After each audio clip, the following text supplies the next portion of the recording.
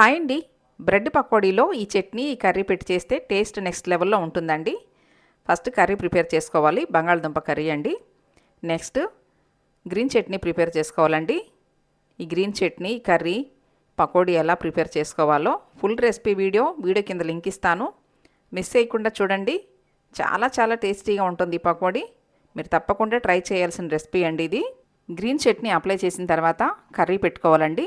మీకు curry prepare చేసుకునే time లేకపోతే గ్రీన్ చట్నీతో అయినా కానీ ఈ బ్రెడ్ పకోడీ చేసుకోవచ్చండి. ఇలా పిండి కలుపుకొని ఇప్పుడు బాగా ఆయిల్ హీట్ అయిన తర్వాత మాత్రమే ఈ బ్రెడ్ పకోడీలు వేసుకోవాలండి.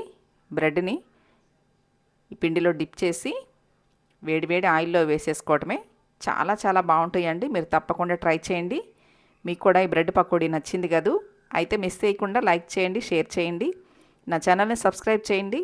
Thank you for watching.